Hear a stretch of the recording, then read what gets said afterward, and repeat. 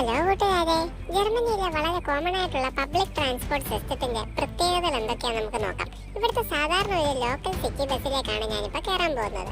അത് വന്ന് നിൽക്കുന്നതിനെ കാണാൻ ഒരു പ്രത്യേക ചന്തമാണ്. ഫുള്ളി ഓട്ടോമാറ്റിക് ആയിട്ട് പ്രവർത്തിക്കുന്ന ഈ ഹൈഡ്രോളിക് ഡോറുകൾക്ക് ഒരു പ്രത്യേകതയുണ്ട്. കൊച്ചു കുട്ടികളെ കൊണ്ടുപോകാൻ ഉപയോഗിക്കുന്ന ബേബി സ്ട്രോളറുകൾ, അതുപോലെ ഡിസേബിൾഡ് ആയിട്ടുള്ള ആൾക്കാർക്ക് ഉപയോഗിക്കുന്ന വീൽ ചെയറുകൾ, സ്കേറ്റിംഗ് ബോർഡുകൾ, പുഷ് സ്കൂട്ടറുകൾ എന്ന് വേണ്ട ബൈസൈക്കിൾ വരെ ഇതിലൂടെ കയറ്റാൻ സാധിക്കും.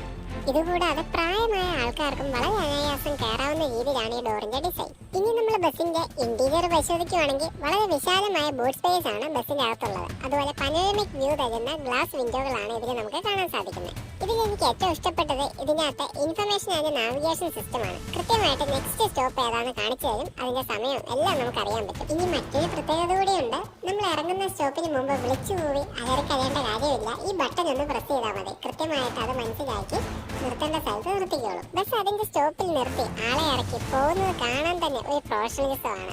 യാതൊരു വിധത്തിലുള്ള മത്സര ഓട്ടങ്ങളും ഇവിടെ ഇല്ല. പിന്നെ ബസ്സിലേക്കുള്ള എൻട്രി ഫസ്റ്റ് ഡോറിൽ കൂടിയും എക്സിറ്റ് പുറകിലത്തെ ഡോറിൽ കൂടിയാണ്. അതുകൊണ്ട് തന്നെ നമുക്ക് തിക്കും തിരക്കും വളരെയധികം ഒഴിവാക്കാൻ സാധിക്കും. ഇനി ഇതിന്റെ ടിക്കറ്റ് റേറ്റ് നോക്കുവാണെങ്കിൽ ഒരു മാസത്തേക്കുള്ള ഡോയ്ച്ച്ലാൻഡ് ടിക്കറ്റ് എന്ന് പറഞ്ഞാൽ 58 യൂറോയാണ്. അപ്പൊ ഈ ഒരു ടിക്കറ്റ് ഉണ്ടെങ്കിൽ നമുക്ക് ജർമ്മനിയിലെ ലോക്കലായിട്ടുള്ള പബ്ലിക് ട്രാൻസ്പോർട്ട് സിസ്റ്റത്തിൽ അൺലിമിറ്റഡ് ആയിട്ട് സഞ്ചരിക്കാം. ഇനി ഇങ്ങനെ ടിക്കറ്റ് നേരത്തെ നമുക്ക് മുൻകൂട്ടി ബുക്ക് ചെയ്യാൻ പറ്റിയില്ലെങ്കിൽ കൂടി ബസ്സിന്റെ അകത്ത് വെച്ച് നമുക്ക് ലൈവായിട്ട് ടിക്കറ്റ് എടുക്കാനുള്ള സംവിധാനം ഉണ്ട് കേട്ടോ. അപ്പൊ ഇതുപോലുള്ള നല്ല നല്ല മാറ്റങ്ങൾ നമ്മുടെ നാട്ടിലും വരണമെന്ന് നിങ്ങൾക്ക് ആഗ്രഹമുണ്ടോ? നിങ്ങളുടെ അഭിപ്രായം എന്താണെന്ന് ദയവായിട്ടൊന്ന് കമന്റ് ചെയ്യണേ. അപ്പം stay tuned with Malayali from Deutschland. പുതിയൊരു വീഡിയോ ആയിട്ട് നമുക്ക് വീണ്ടും കണ്ടുമുട്ടാം. അതുവരെ cheers.